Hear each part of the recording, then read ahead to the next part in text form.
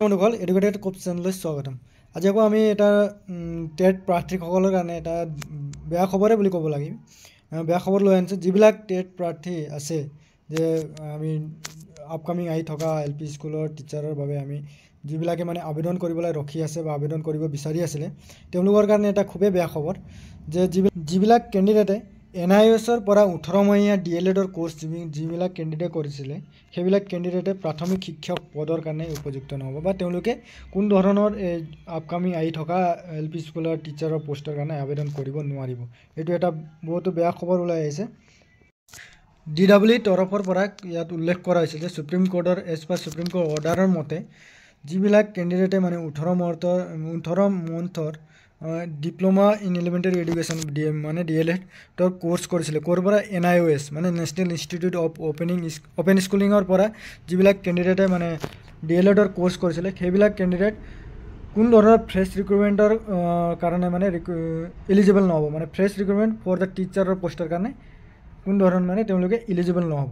কিন্তু যিবিলাক কেণ্ডিডেটে অলৰেডি মানে তাৰ পৰা ডিপ্ল'মা কৰিছিলে আৰু অলৰেডি টেটত টিচাৰ পাই চাকৰি কৰি আছে তেওঁলোকৰ কাৰণে কোনো ভয় কৰিবলগীয়া নাই। কিন্তু যিবিলাক এতিয়া নতুনকৈ ভেকেঞ্চি যিবিলাক ওলাব সেই ভেকেঞ্চিৰ কাৰণে কিন্তু কোনো ধৰণৰ এইটো DLED NIOSৰ পৰা কৰা DLEDটো যোগ্য বুলি ধাৰণ কৰা নহ'ব। চ' আজি এয়ে আছিলে এটা বেয়া লগা খবৰ বুলি ক'ব পাৰি। যিবিলাক মানে চাকৰি প্ৰত্যাশী কেণ্ডিডেটবিলাক আছিলে যে আমি DLED কৰি থোৱা আছে, চ' আমি LP স্কুলৰ টিচাৰৰ কাৰণে এপ্লাই কৰিম বুলি বহি আছিলে তেওঁলোকৰ কাৰণে বহুতো বেয়া খবৰ যে তেওঁলোকে এতিয়া কোনো ধৰণৰ এপ্লাই কৰিব নোৱাৰিব যিবিলাক কেণ্ডিডেটে NIOSৰ পৰা DLED কৰা হৈছে। যিহেতু সুপ্ৰিম কোৰ্টৰ পৰা এই অৰ্ডাৰটো আহিছে, চ' এই অৰ্ডাৰটো চেঞ্জ কৰিব পৰা নহ'ব। চ' এই অৰ্ডাৰটো এনেকৈ থাকিব যে যিবিলাকে NIOSৰ পৰা DLED কৰা প্ৰাৰ্থীবিলাকে কোনো ধৰণৰ এপ্লাই কৰিব নোৱাৰিব।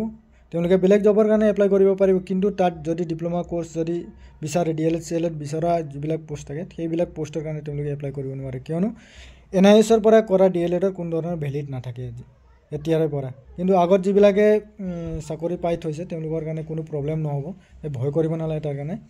কিন্তু নেক্সট ফিউচাৰত যিবিলাক ভেকেঞ্চি ওলাব তেতিয়াৰ কাৰণে ইহঁতক প্ৰব্লেম হ'ব, ইহঁতে কোনো ধৰণৰ জবৰ কাৰণে এপ্লাই কৰিব নোৱাৰে। ত' বন্ধুসকল আজিৰ ভিডিঅ'টো ইমানেই আছিলে। এটা বেয়া খবৰ এটা নটিচটো পালোঁ যিহেতু যোৱাকালি, সেইকাৰণে মই ভাবিলোঁ তোমালোকক এই নটিচটো জনাই দিওঁ যে চ' আজিলৈ ইমানেই থাকিল। যদি ভিডিঅ'টো ভাল লাগিছে লাইক কমেণ্ট আৰু শ্বেয়াৰ কৰি দিবা। বাই, হেভ এ নাইচ ডে।